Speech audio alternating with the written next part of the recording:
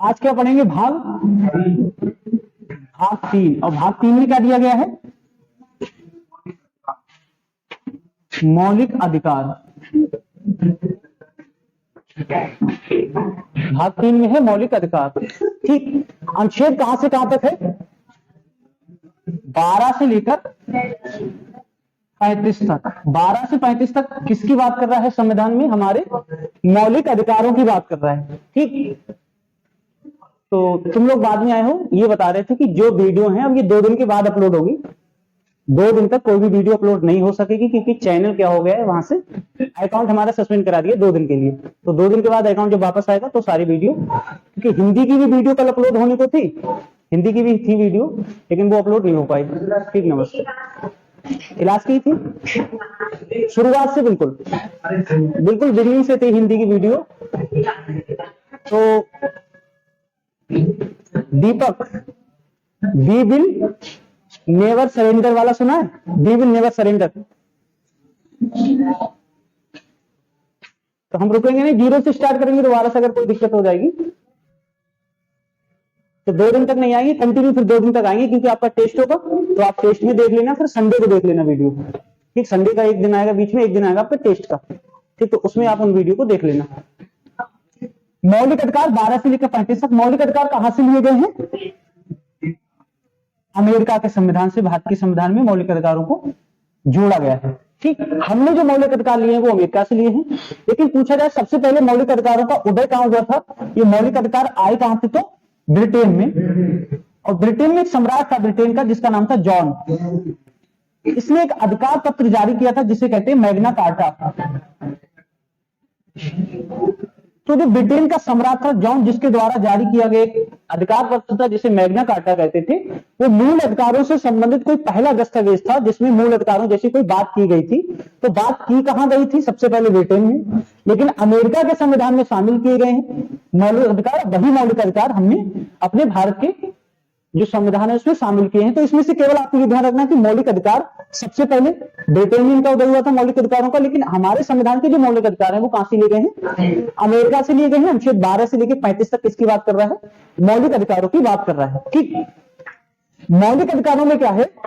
देखो, अधिकार 2 तरह के हो सकते हैं। एक तो ऐसे अधिकार जो आपके लिए बहुत ज्यादा जरूरी होते हैं जीवन जीने के लिए, आपके गर्मापूर्ण जीवन जीने के लिए जो जरूरी होते हैं उन्हें कह देते हैं मौलिक अधिकार, जिनके बिना जीवन एक प्रकार से कह सकते हो संभव नहीं है, और संभव भी है तो बहुत ज्यादा व्यक्ति के जीवन में बहुत ज्यादा क्वालिटीज नहीं होते हैं, बहुत ज्यादा गुणवत्ता नहीं होती है। तो संविधान कहता है कि प्रत्येक व्यक्ति को, संविधान की प्रस्तावना कहती है कि प्रत्येक व्यक्ति को गुणवत्तापूर्ण जीवन जीने का क्या है? अधिकार है।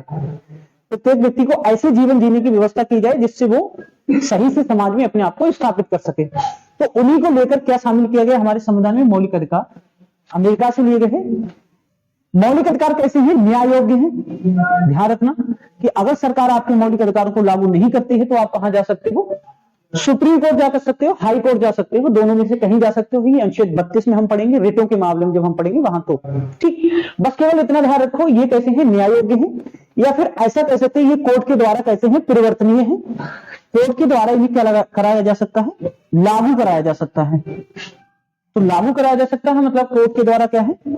परिवर्तनीय।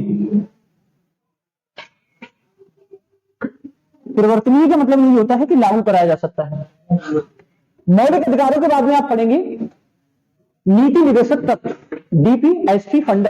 डीपीएसपी में क्या होता है और मौलिक अधिकारों में अंतर क्या होता है? ये भी एक प्रकार के अधिकार है, वो भी व्यक्ति के एक प्रकार के अधिकार हैं, लेकिन मौलिक अधिकार के लिए व्यक्ति के पास इतनी पावर है कि वो कहां जा सकता है? कोर्ट जा सकता है, अगर सरकार लागू नहीं करती है तो। लेकिन नीति निर्देशक तत्वों में ये होता है कि अगर सरकार आपके नीति निर्देशक तत्वों को लागू नहीं करता है, सरकार लागू नहीं करती है, तो आप उसके लिए न्यायालय नहीं जा सकते। दोनों में ये बेसिक अंतर है जो आपको ध्यान रखना है। क्वेश्चन इस तरह से पूछेगा, क्या मौलिक अधिकार न्याय योग्य हैं? हाँ है। क्या मौलिक अधिकार वाद योग्य हैं? हैं। क्या मौलिक अधिकार न्यायालय के द्वारा लागू कराए जा सकते हैं? कराए जा सकते हैं। क्या मौलिक अधिकार न्यायालय के द्वारा परिवर्तनीय हैं? हैं। ठीक, तो ये तो मौलिक अधिकारों के बारे में बेसिक बात होगी। दूसरा ये पूछता है विशेषता के बारे में, जो हम बात करते हैं कि क्या मौलिक अधिकार निगेटिव है या पॉजिटिव है, सकारात्मक नकारात्मक है। तो दोनों प्रकार के हैं मौलिक अधिकार। जो शक्ति व्यक्ति के लिए दी गई है वो सकारात्मक है, जो शक्तियां राज्य के लिए दी गई हैं वो कैसी हैं, नकारात्मक है। तो दो तरह के मौलिक अधिकार हैं, सकारात्मक मौलिक अधिकार और नकारात्मक मौलिक अधिकार हैं। ठीक, या तो इस तरह से कथन में आपसे क्वेश्चन पूछ लेगा। फिर कुछ मौलिक अधिकार ऐसे हैं जो केवल नागरिकों के लिए मिले हुए हैं, कुछ किसको मिले हैं, नागरिकों के लिए, और जो नागरिक नहीं है उनके लिए भी मिले हैं। आप कहोगे सर नागरिक नहीं है उनका मतलब क्या है, भारत में तो सभी नागरिक हैं। ऐसे व्यक्ति जो विदेश से आए हुए हैं वीजा पे या किसी भी तरह से जो भारत में निवास कर रहे हैं, अस्थायी रूप से भारत के निवासी हैं, भारत में जॉब वगैरह कर रहे हैं, उनके लिए सारे मौलिक अधिकार नहीं है। तो कुछ मौलिक अधिकार ऐसे हैं जो सभी के लिए नहीं है, और बाकी कुछ मौलिक अधिकार ऐसे हैं जो केवल भारतीय नागरिकों के लिए हैं। ठीक, ये भी आपको ध्यान रखना है, ये आगे आप डिस्कस करेंगे। 12 से लेके कहां तक बात कर रहा है, 35 तक। तो सबसे पहले कौन सा अनुच्छेद आएगा, अनुच्छेद 12।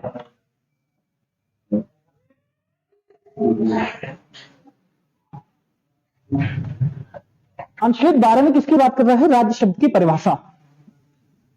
सबसे पहले आर्टिकल 12 इसमें किसकी परिभाषा दे रहा है, राज्य शब्द की परिभाषा। मतलब राज्य क्या होगा।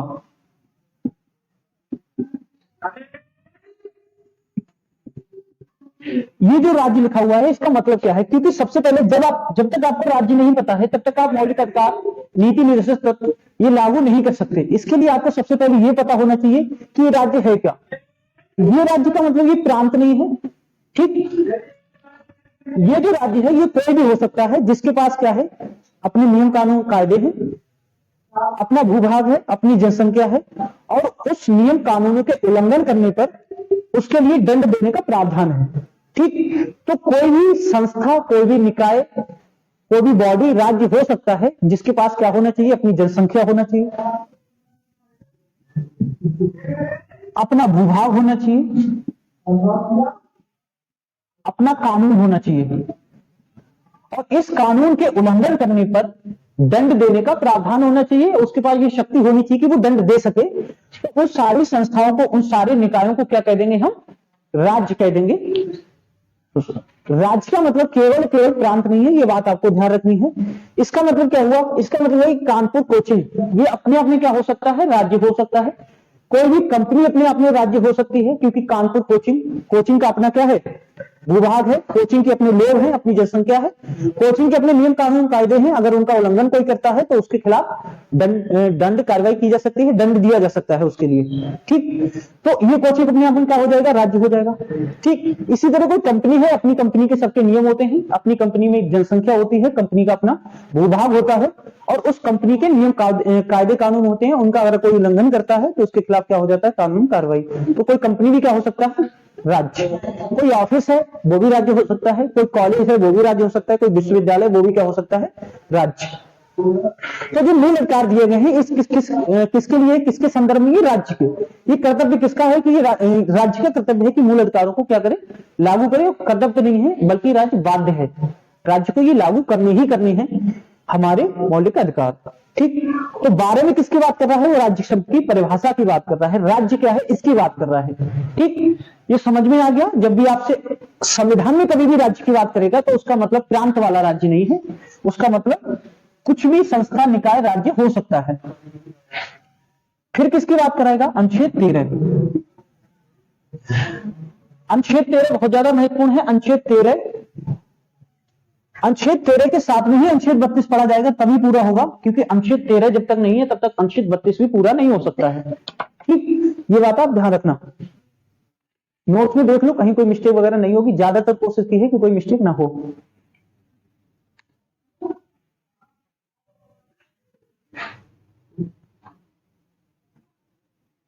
नहीं समझ में आया, रूप किशोर आ गया, जबरदस्ती गर्दन में हिला देना, ना समझ में आया तो पूछ लेना।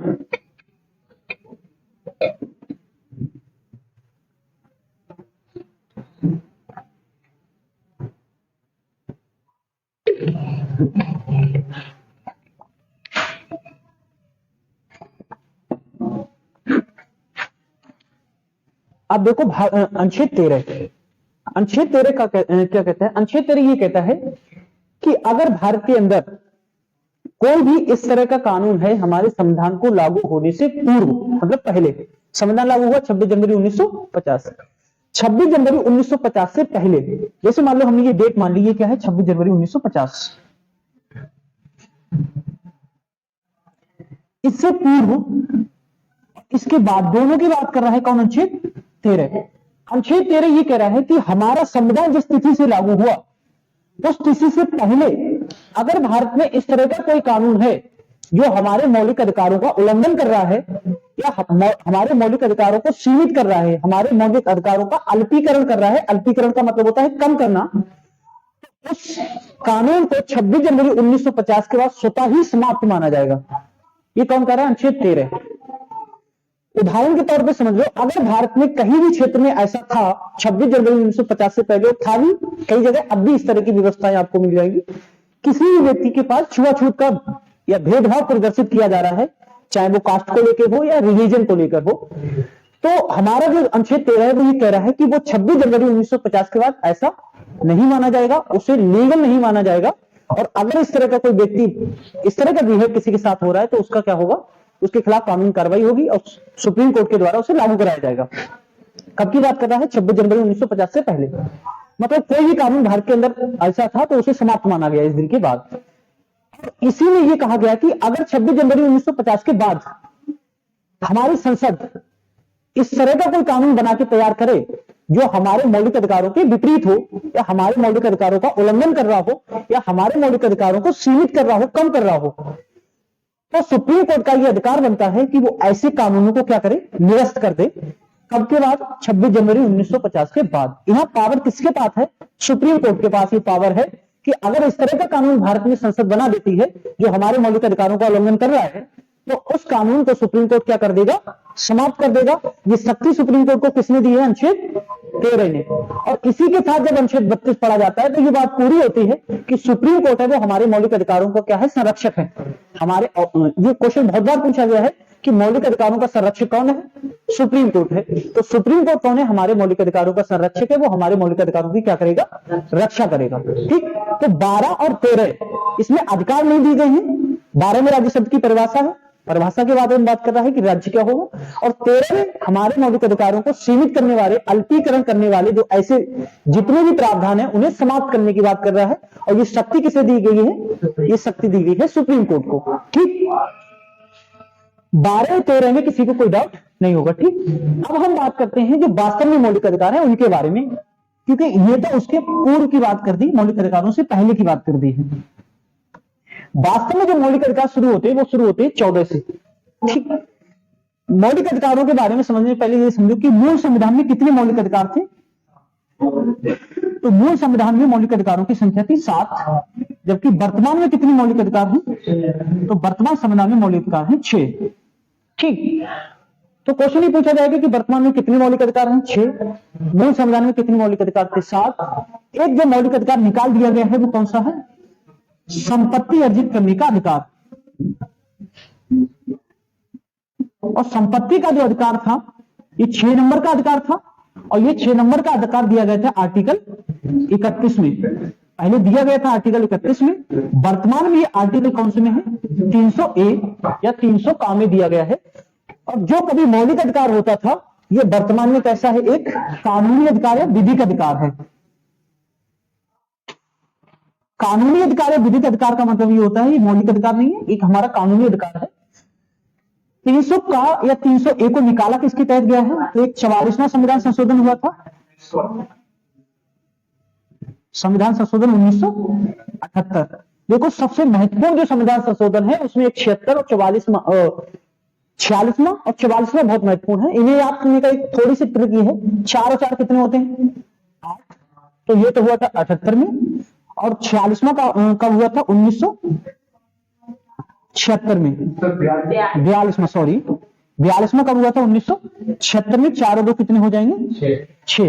इसकी डेट में थोड़ा सा कंफ्यूज होता है कि 42वां 78 में हुआ था, 44वां, तो आप ऐसे याद कर लेना 42 42, 4 और 2 6 मतलब 76 में हुआ था, 44 4 और 4 8 मतलब 78 में हुआ था। ठीक। तो ये जो हटाया गया किसके तहत हटाया गया? 44वें संविधान संशोधन 1978 के तहत हटाया गया। किसको? संपत्ति अर्जित करने के अधिकार को। वर्तमान में कितने प्रकार के बचेंगे? 6 प्रकार के। अब वो 6 प्रकार के अधिकार कौन से हैं, उन्हें सबसे पहले एक बार में देख लो, क्योंकि आगे के 2 या 3 क्लासों में हम खत्म कर पाएंगे। तो सबसे पहले एक नजर में उन्हें देख लो कि वो मौलिक अधिकार हैं कौन से, जो हमें 6 प्रकार के मौलिक अधिकार अभी दिए गए हैं संविधान में। ठीक, सबसे पहला जो मौलिक अधिकार है वो कौन सा है? पहला है समानता का अधिकार। और समानता का अधिकार कहां से कहां तक है? अनुच्छेद 14 से लेकर 18 तक। 14 से लेकर 18 तक किसकी बात करेगा? समानता की बात करेगा। दूसरा हमारा कौन सा है? स्वतंत्रता का अधिकार। 19 से लेकर 22 तक की बात कर रहा है, स्वतंत्रता के अधिकार। तीसरा कौन सा है?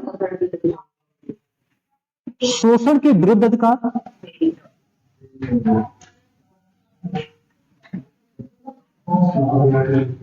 23 व 24। फिर चौथा आ जाता है हमारा धार्मिक स्वतंत्रता का अधिकार।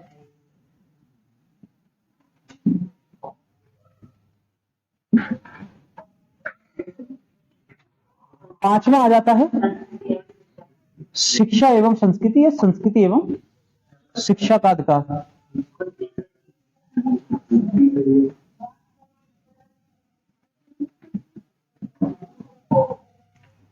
29 व 30। और अगला आता है 6 संवैधानिक उपचारों का अधिकार।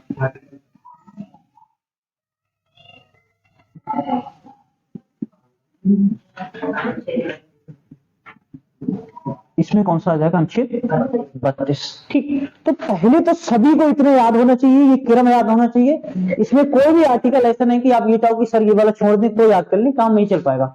ठीक, आपको कम से कम मौलिक अधिकार तो रटे हुए होने चाहिए। जैसे भी आपको याद करना याद कर लो।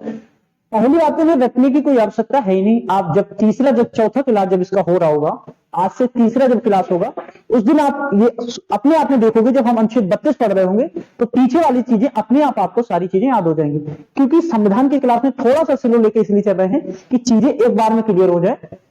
अगर मान लो हम किसी चीज को स्किप करने का प्रयास करेंगे और किसी भी बच्चे के मन में अगर वो डाउट रह गया, अगर किसी बच्चे ने वो क्वेश्चन किया तो उसमें और ज्यादा टाइम खराब होता है। तो इससे बढ़िया ये कि हम उसे डाउट को पहले ही सॉल्व करने का प्रयास कर लें, क्योंकि हर बच्चे के मन में डाउट आएगा, अलग अलग डाउट आएगा, कोई किसी तरह से पूछेगा। तो कोशिश ये है कि थोड़ा सा स्लो चले और चीजों को ज्यादा अच्छे से क्लियर करते हुए चले, जिससे आपके मन में ही कोई डाउट ना बने। सबसे पहले तो एक प्रकार का ये हो गया कि ये 6 हमारे पास क्या दिए गए हैं, मौलिक अधिकार दिए गए हैं। इसमें जो 6 नंबर का पहले दिया गया था यहाँ पे, वो क्या हो गया? समाप्त हो गया। तो ये 6ठे नंबर पे कौन सा है? संवैधानिक उपचारों का अधिकार है। पहले 6ठे नंबर पे कौन सा था? संपत्ति अर्जित करने का अधिकार था। संपत्ति अर्जित करने का अधिकार व्यक्ति के पास अब नहीं है। कानूनी अधिकार है, मौलिक अधिकार नहीं है। ये 6 मौलिक अधिकार हम इसमें क्या करेंगे? पढ़ेंगे। इसमें सबसे पहले कौन सा है? समानता का अधिकार। तो ये नीचे वाले रद्द कर दे रहे हैं आपको, इसमें देख लेना। शायद एक जगह नहीं लिखोगे, सारे एक जगह नहीं लिखे, कोई बात नहीं, लेकिन लिखे हुए हैं नोट्स में।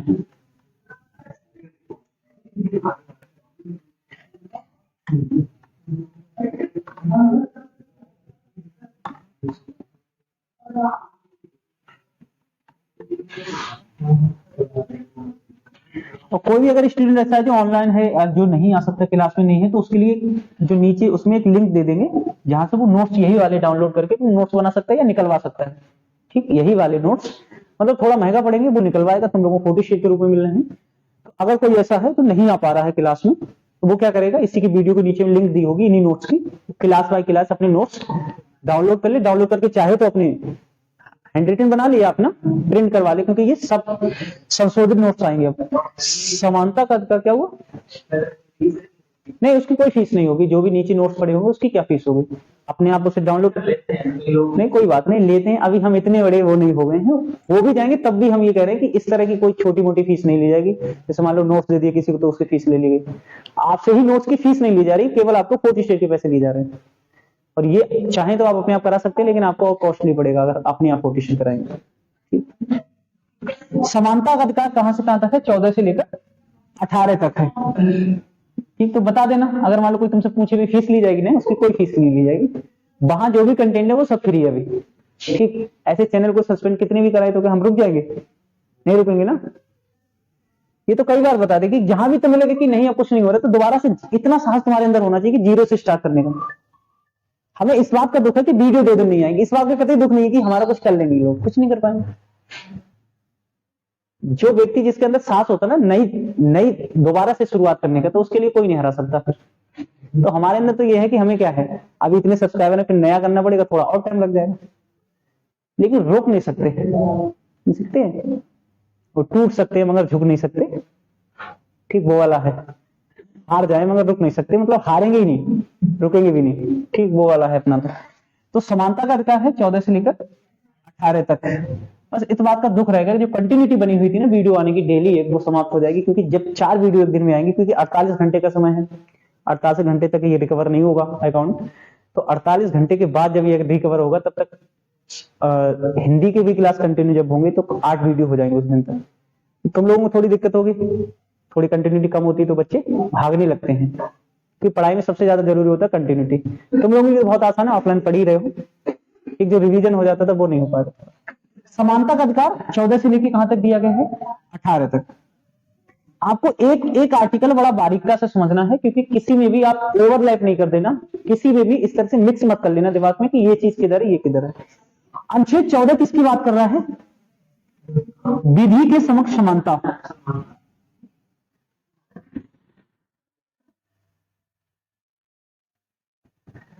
विधि के समक्ष समानता की बात कर रहा है अनुच्छेद 14। विधि के समक्ष समानता का मतलब यह है, विधि मतलब कानून। भारत का प्रत्येक नागरिक क्या है, विधि की नजर में क्या है, समान। कानून की नजर में कैसा है, समान है। कानूनी रूप से उसके साथ में किसी भी प्रकार का भेदभाव नहीं किया जाएगा। ये कौन कह रहा है, अनुच्छेद 14 कह रहा है। कैसा कानूनी भेदभाव, कानूनी भेदभाव का मतलब ये हो गया कि अगर कोई व्यक्ति बिल्कुल निचले स्तर का है, व्यक्ति ए, ये व्यक्ति ए है, ये बिल्कुल निचले स्तर का है, इसका चित्र बना दे रहे हैं, निचले स्तर का है, ठीक है। और ये है व्यक्ति बी, बड़ी आंखों वाला है, ये बड़ा व्यक्ति हो गई, बड़ी आंखें है ना, आंखें दिखा रहा है, ये कोई भी बड़ा व्यक्ति है, इसके मुंह भी बड़ा, थोड़ा दांत दिखाई दे रहे हैं इसके, ठीक है। हाँ, ये थोड़ा सा कमजोर है। अगर दोनों ने सेम अपराध कर दिया भारत के अंदर, इसका नाम है ए, इसका नाम है बी। अभी इनका नामकरण याद में नहीं आ रहा है, कोई अच्छा सा नाम बाद में सजेस्ट कर देना तो रख देंगे। इसका नाम ए है, इसका बी है। अगर दोनों ने सेम अपराध कर दिया भारत के अंदर, तो दोनों को सजा क्या होनी चाहिए, सेम होनी चाहिए। कौन कर रहा है, अनुच्छेद 14। मतलब अगर ये व्यक्ति 302 या 307 का दोषी है और ये व्यक्ति भी 302 का दोषी है या 307 का दोषी है, तो दोनों को एक जैसी सजा का प्रावधान होगा। बी हमने मान लिया विधायक है और ये मान लिया कार्यकर्ता है, इसी विधायक का कार्यकर्ता मान लो, ठीक, ये कार्यकर्ता है, तब भी दोनों के लिए सजा कैसी होगी, बराबर होगी। क्योंकि अनुच्छेद 14 इसी बात की बात कर रहा है कि कोई व्यक्ति कितना भी बड़ा है, कितना भी छोटा है, कानून की नजर में सब कैसे हैं, एक जैसे हैं। तो आपने देखा वो कानून की देवी होती है, उनकी आंखों पे क्या बंधी हुई है, पट्टी। दीपक समझते थे इसका मतलब ये कानून अंधा है, यही समझते थे, नहीं समझते थे। उसका मतलब ये नहीं होता है कानून अंधा है, जैसे मूवी बना ली बॉलीवुड वालों ने, अंधा कानून, ऐसी मूवी है। इसका मतलब ये नहीं कि अंधा कानून, उसका मतलब ये है कि जो कानून की देवी है वो किसी को देखकर न्याय नहीं दे रही है, वो मुंह देखकर न्याय नहीं किया जा रहा है। वहां आपके अवगुणों के आधार पे, आपके दोष के आधार पर न्याय दिया जाएगा, आपको सजा प्रदान की जाएगी। अनुच्छेद 14 भी यही कह रहा है कि विधि के समक्ष प्रत्येक व्यक्ति को क्या है, समानता है। फिर आता है अनुच्छेद 15। अनुच्छेद 15 किसकी बात कर रहा है, धर्म, जाति, मूल वंश या लिंग के आधार पर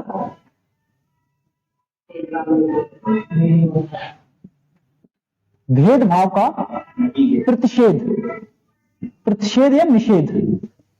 ठीक, प्रतिषेध निषेध का मतलब ये होता है कोई भी व्यक्ति किसी भी धर्म का हो, चाहे वो किसी जाति का हो, ठीक, या वो पर्टिकुलर किसी अन्य क्षेत्र का रहने वाला है, आपके गांव का रहने वाला नहीं, आपके स्टेट का रहने वाला नहीं है, या वो स्त्री है या पुरुष है, इन सभी कंडीशन के आधार पर उस व्यक्ति के साथ किसी भी प्रकार का भेदभाव प्रदर्शित नहीं किया जाएगा। ऐसा नहीं कहेगी सरकार कि आप इस धर्म के हो तो आप ये काम नहीं कर सकते, आप इस जाति के हो आप ये काम नहीं कर सकते, आप इस मूल वंश के हो, मतलब आप यहाँ के निवासी नहीं तो आप ऐसा नहीं कर सकते, आप महिला हो तो ये नहीं कर सकते, पुरुष हो तो ये नहीं कर सकते।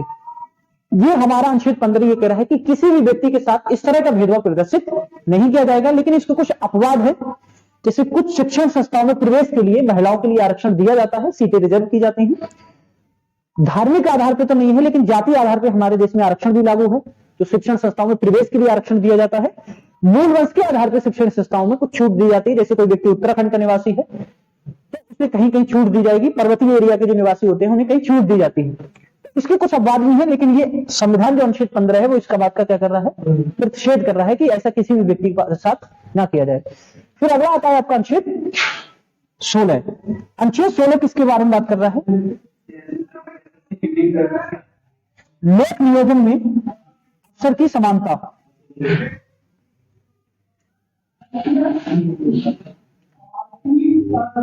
लोक नियोजन में अफसर की समानता।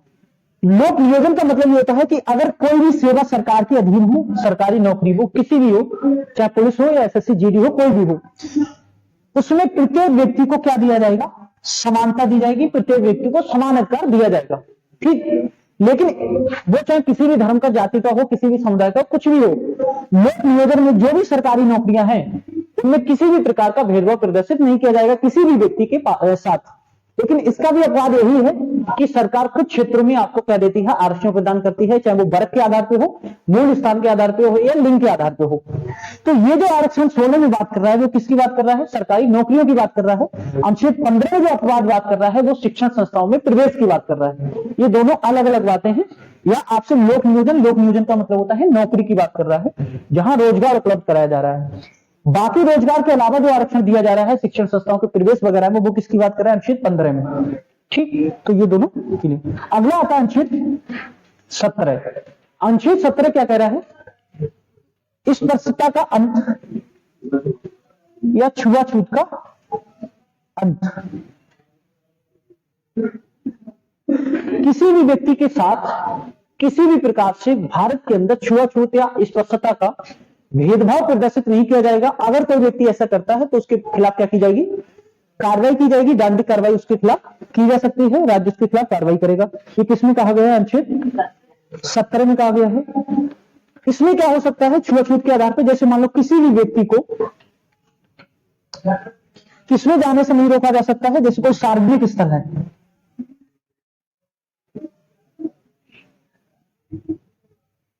सार्वजनिक स्तर का मतलब हुआ कोई मंदिर है, कोई होटल है, कोई दुकान है, कोई पैलेस वगैरह है, कोई पार्क वगैरह है। ऐसी जगह पर जाने से किसी भी व्यक्ति को नहीं रोका जा सकता है।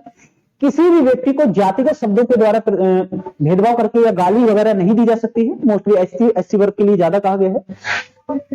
तो छुआछूत किसी भी व्यक्ति के साथ ऐसा बिहेव नहीं किया जाएगा कि आप यहाँ नहीं बैठ सकते, आप यहाँ खड़े नहीं हो सकते, इस तरह की बातें। हाँ, कुछ क्षेत्र ऐसे होते हैं जहाँ राज्य के द्वारा प्रतिबंधित होता है, तो वहां किसी भी व्यक्ति को नहीं जाने दिया जाएगा। ऐसा नहीं है कि पर्टिकुलर किसी वर्ग को नहीं जाने दिया जाएगा। अगर नहीं जाने दिया जाएगा तो किसी को नहीं जाने दिया जाएगा, और जाने दिया जाएगा तो सबको जाने दिया जाएगा। ये वाला प्रावधान है, इसी को कहते हैं छुआछूत। किसी भी व्यक्ति के पास इस तरह का भेदभाव प्रदर्शित ना किया जाए, छुआछूत प्रदर्शित ना की जाए, ये अनुच्छेद 17 में कह रहा है। ठीक, अनुच्छेद 18 किसकी बात कर रहा है? उपाधियों का अंत।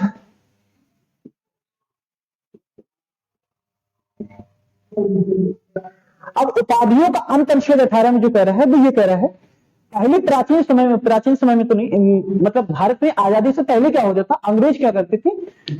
उपाधि प्रदान कर देते थे। किसी को नाटुट की दे दी, किसी को पंजाब केसरी की दे दी, किसी को शेरे पंजाब दे दिया। इस तरह से उपाधियां दे देते थे अपने फेवर में करने के लिए। या ऐसे लोगों को जिनको उपाधि दी जाती, उन्हें स्पेशल सुविधाएं दी जाती थी, बस में, ट्रेन में। ठीक, जब वो यात्रा करते थे उन्हें रुकने की व्यवस्था कराई जाती थी।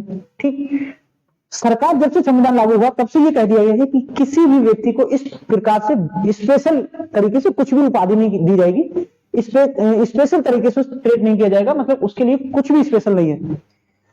किसी भी व्यक्ति को आप इस तरह से उपाधि नहीं दे सकते कि ये वाली उपाधि धारण की है तो इसके लिए ये व्यवस्था कराई जाए, ऐसा कुछ नहीं है भारत के अंदर। लेकिन कुछ क्षेत्र छोड़े गए हैं जहां उपाधि दी जा सकती है। एक तो शिक्षा, दूसरा सेना। इन दो क्षेत्रों में सरकार उपाधि प्रदान कर सकती है। शिक्षा के क्षेत्र में अगर आपने पीएचडी कर ली है तो आपको डॉक्टर की उपाधि दी जाती है। आप अपने नाम के साथ में क्या लिख सकते हैं? डॉक्टर तभी लिख सकते हैं जब आपने पीएचडी कर ली है, चाहे वो किसी भी सब्जेक्ट से हो। जरूरी नहीं कि आप मेडिसिन में ही करेंगे तभी मिलेगी। आप हिंदी से पीएचडी कर लेंगे तब भी आप डॉक्टर लिख सकते हैं। जैसे डॉक्टर कुमार विश्वास का नाम आपने सुना होगा, वो मेडिकल वाले डॉक्टर नहीं है, किसी का इलाज नहीं कर रहे हैं, वो तुम्हारे मन का इलाज कर रहे हैं। ठीक, मनमौजी व्यक्ति हैं। तो डॉक्टर जैसे कुमार विश्वास जी हैं, तो उनके आगे जो डॉक्टर लिखा हुआ है वो किसका है? हिंदी के क्षेत्र में, हिंदी में उन्होंने उपाधि ली हुई है, पीएचडी की हुई है, तो डॉक्टर उनके साथ में लिखा। आसपास में बहुत सारे ऐसे आपके उदाहरण होंगे, आप देखते होंगे। ठीक। दूसरा है सेना के क्षेत्र में। सेना के क्षेत्र में अगर कोई व्यक्ति जनरल है, लेफ्टिनेंट है, तो वो अपने साथ में अपनी उपाधि को क्या कर सकता है? लगा सकता है। कई आप देखते होंगे डिबेट वगैरह में आते हैं तो वहां रिटायर्ड भी होगा तो उसके साथ में भी लिखा होता है रिटायर्ड जनरल, रिटायर्ड लेफ्टिनेंट वगैरह, इस तरह से रिटायर्ड कर्नल। तो केवल सेना और शिक्षा के क्षेत्र में राज्य उपाधि प्रदान कर सकता है भारत के अंदर, उसके अलावा अन्य किसी क्षेत्र में राज्य उपाधि प्रदान नहीं कर सकता है। अगर कोई व्यक्ति ऐसा है जो विदेश में है, भारत का निवासी है, भारत का नागरिक है, और विदेश में विदेशी सेवा में लगा हुआ है, विदेश में किसी जॉब में है, तो ये जो व्यक्ति जो भारत का नागरिक है, विदेश में काम कर रहा है, तब भी वो भारत की राष्ट्रपति की बिना अनुमति से वहां से उपाधि ग्रहण नहीं कर सकता है। और राष्ट्रपति इस तरह की अनुमति नहीं देता है कि आप वहां जाके कोई उपाधि को ग्रहण करें। अगर कोई व्यक्ति भारत में जॉब कर रहा है, विदेश का है, वो भी विदेश से उपाधि तभी ग्रहण कर सकता है जब तक कि राष्ट्रपति उसे अनुमति ना दे दे। जब तक राष्ट्रपति अनुमति नहीं देगा तब भी वो कोई उपाधि ग्रहण नहीं कर सकता है। अगर वहां की सरकार ने उसे कोई उपाधि दी हुई है और वो व्यक्ति विदेश का है, भारत में जॉब कर रहा है, तो वो अपनी उपाधि का प्रयोग भारत में नहीं कर सकता। हो सकता है विदेश में वो अपनी उपाधि का प्रयोग कर रहा हो जिस देश का निवासी हो। ठीक। तो भारत के अंदर पूर्णतः प्रतिबंध उपाधियों का केवल दो क्षेत्रों में है, शिक्षा और सेना। लेकिन कहीं कहीं आप देख होंगे कोई भी व्यक्ति जैसे बी.आर. अम्बेडकर जी हैं तो नाम के आगे लिख दिया जाता है Bharat Ratna. Bharat Ratna doctor B R. Ambedkar, Bharat Ratna doctor Rajendra Prasad, इस तरह से लिखा जाता है। ये जो आता है ये एक प्रकार का सम्मान है, ये कोई उपाधि नहीं है, ये क्या है? सम्मान। तो भारत रत्न, पद्म श्री, पद्म विभूषण और पद्म भूषण, इनको सम्मान के अंतर्गत रखा गया, ना कोई उपाधि है। तो ये व्यक्ति अपने नाम के साथ उसका प्रयोग कर सकते हैं। तो दो अपवाद आपको मिल गए, एक तो शिक्षा और सेना, दूसरा ये भी जो क्या है सम्मान है, वो व्यक्ति अपना सम्मान लिख सकता है। केवल इन्हीं चार को छूट है, बाकी किसी को छूट नहीं है कि कोई भी व्यक्ति कुछ भी लिख लेगा। ठीक। तो 14 से 18 तक किसकी बात कर रहा है? आपकी समानता के अधिकार की बात कर रहा है। 14 से 18 तक आपका क्या होगा? समानता का अधिकार। फिर अगला आता है आपका दूसरा, स्वतंत्रता का अधिकार।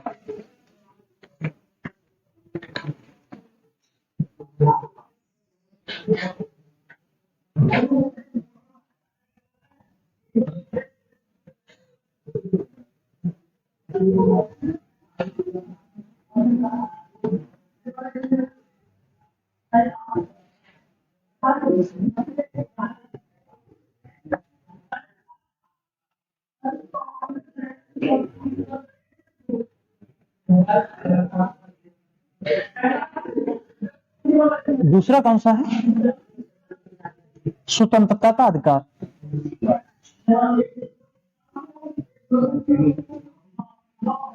अब इन्हें क्या करना, आप लोग अपनी नोट्स में अगर नहीं लिखें तो एक साथ में लिख लेना, जिससे याद करने में थोड़ी सी आसानी हो जाएगी। अगर अंदर के अनुच्छेद नहीं भी याद हो रहे हैं, पहली बात तो याद करना ही करना, नहीं तो शब्द ही नहीं है मौलिक अधिकारों में, करना ही पड़ेगा। और अगर जब तक नहीं याद हो रहे तब तक ये याद करने का एक आसान हो जाएगा, जब तक आपकी ये बेसिक 6 अधिकार पता होंगे कौन सा अनुच्छेद कौन सा, तो 50% चांस कम होंगे क्वेश्चन गलत होने की। ठीक, क्योंकि आपको पता है कि अगर स्वतंत्रता के बारे में बात कर रहा है तो कौन से अनुच्छेदों के बीच में है? 19 से 22 के बीच में। अगर ऑप्शन आपको 24 दे रहा है, 23 दे रहा है, 18 दे रहा है, 17 दे रहा है, 14 दे रहा है, तो आप इसका मतलब क्या है? वो गलत है। इससे थोड़ी सी ये आसानी हो जाएगी, जब इस तरह से आप याद कर लेंगे स्वतंत्रता का अधिकार 1922, तो आपको थोड़ी चीजें क्या हो जाएंगी? आसान। सबसे पहले इसमें अनुच्छेद कौन सा है? अनुच्छेद 19।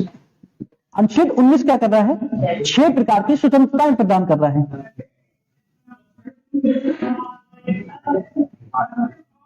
6 प्रकार की स्वतंत्रताएं, जबकि मूल संविधान में कितने प्रकार की थी? 7 प्रकार की थी। एक स्वतंत्रता इसमें से हटा दी गई है, वो संपत्ति अर्जन करने की स्वतंत्रता। पहले संपत्ति अर्जन करने की स्वतंत्रता थी।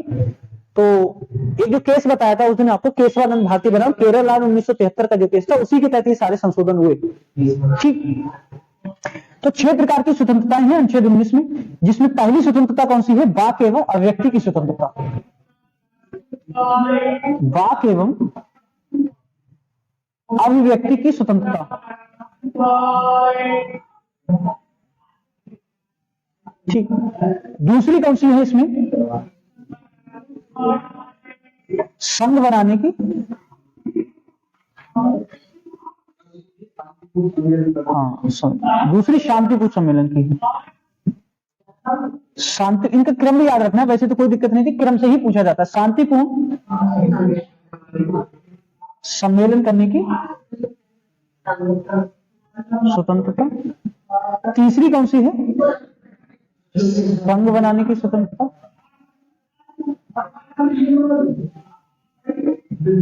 और चौथी है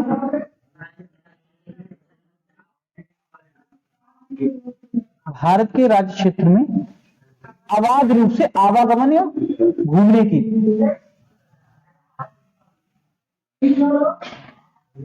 घूमने को कहते हैं संचरण, संचरण करने की स्वतंत्रता।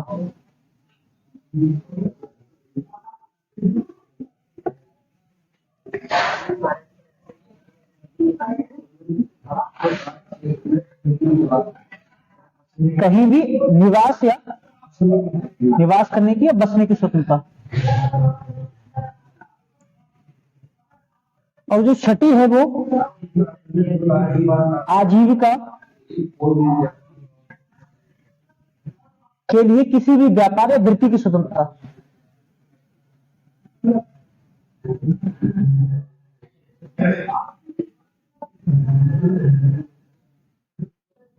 वृत्ति की स्वतंत्रता।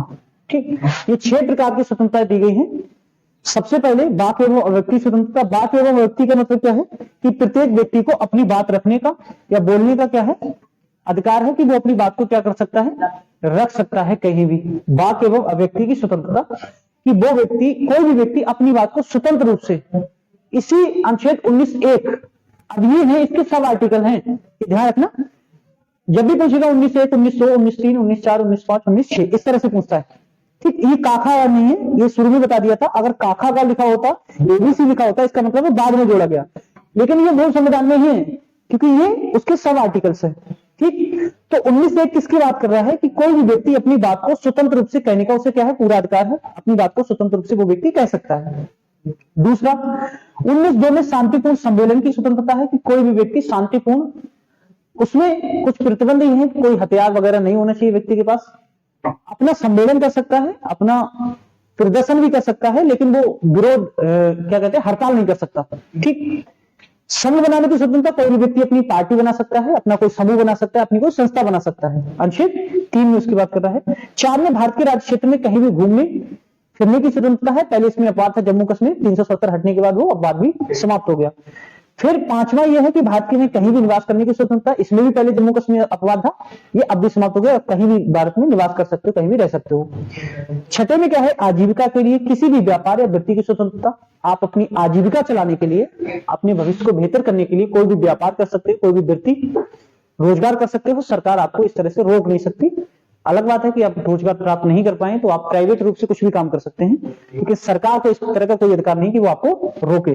ठीक, इसमें लिखा हुआ है कि जो अनुच्छेद 19(1) है, इसमें चुप रहने की स्वतंत्रता भी है, राष्ट्रीय सूचना प्राप्त करने की भी स्वतंत्रता है, राष्ट्रीय ध्वज वगैरह को फहराने की स्वतंत्रता है। ठीक, आपका फोन वगैरह जो टैप किया जा रहा है उसकी भी क्या है, स्वतंत्रता। फोन टैपिंग जानते हो, आपकी कॉल रिकॉर्डिंग वगैरह जो करा लेते हैं लोग, सरकार आपका ऐसा नहीं करा सकती। ठीक, तभी करा सकती है अगर आप, मतलब कोर्ट उसे आदेश दे दे इस तरह का, तो अगर आपके खिलाफ में कोई ऐसा देशद्रोह वाला कोई मामला है तो सरकार आपके खिलाफ ऐसा करा सकती है। ठीक, वरना सरकार आपका फोन टैप नहीं करा सकती। ठीक, उसके बाद आता है इसमें अनुच्छेद 20। अनुच्छेद 20 किसकी बात करता है,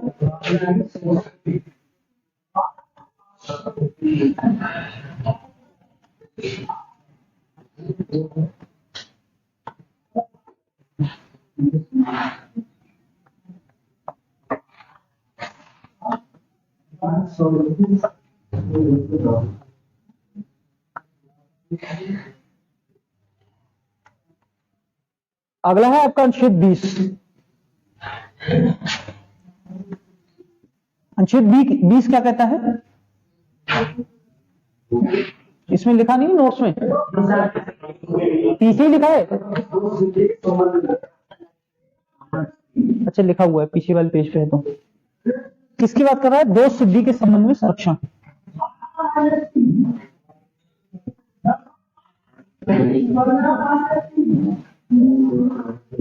संबंध में संरक्षण संरक्षण।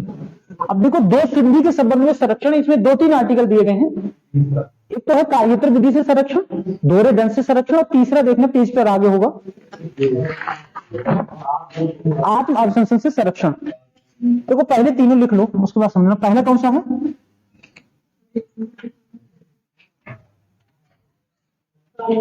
कार्यत्र विधि से संरक्षण।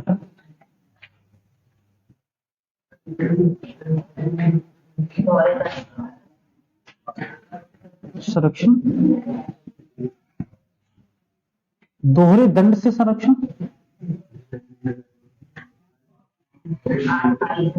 आत्म अभिशंसन से संरक्षण। बातें नहीं,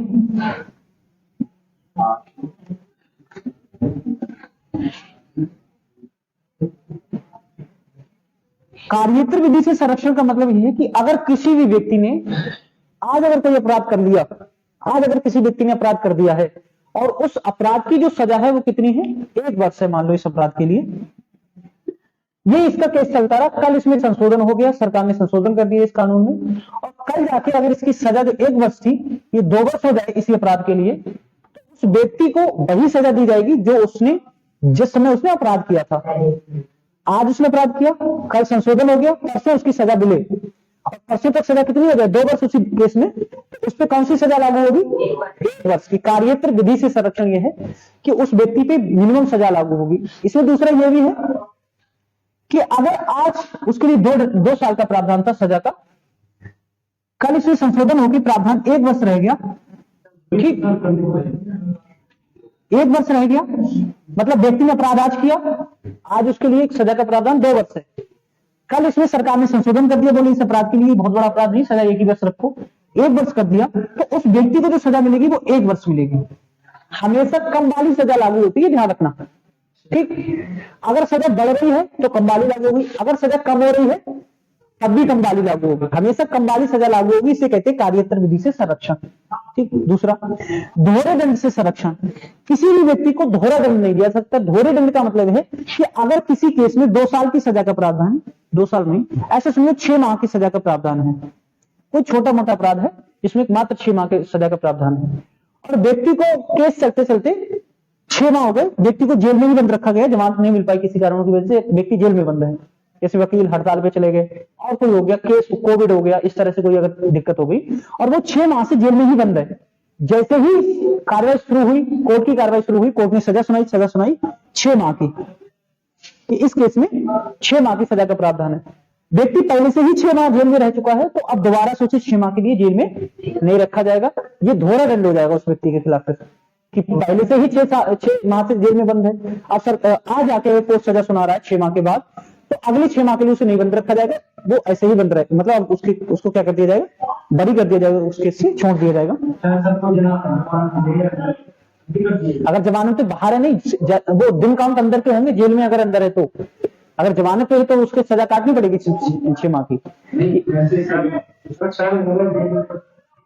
क्यों नहीं बाहर कर दिया जाएगा? कई बार ऐसा होता है जमानत नहीं करवाते, कोई नहीं होता जमानत, सजा पूरी हो जाती तो ऐसे छोड़ दिया जाता व्यक्ति को। बहुत सारे केस ऐसे हुए, बहुत सारे व्यक्ति ऐसे नहीं, कोई जमानत कराने वाला ही नहीं है, तो सरकार ऐसे जेल बंद भरेगी तो पूर्व कहां तक रखेगी ऐसे, ठीक। दूसरा ये है कि अगर कोई व्यक्ति ऐसा है, ठीक, जिसके लिए सजा का प्रावधान 6 माह था, जेल में 8 माह तक वो बंद रहा, अगर 6 माह आगे आके 8 माह के बाद कोर्ट ये कह रहा है कि इसके लिए 6 माह सजा का प्रावधान है, तो कोर्ट उसमें आपको 2 माह वापस तो कर नहीं सकता है कि भैया तुम्हें 2 माह एक्स्ट्रा हमने बंद कर दिया जेल में, तो उसमें कोर्ट केवल माफी मांगता है, माफी मांग के काम चला लेता है। कोर्ट कहता है हम इसके लिए क्षमा प्रार्थी हैं कि आपको 2 माह एक्स्ट्रा बंद रखा गया।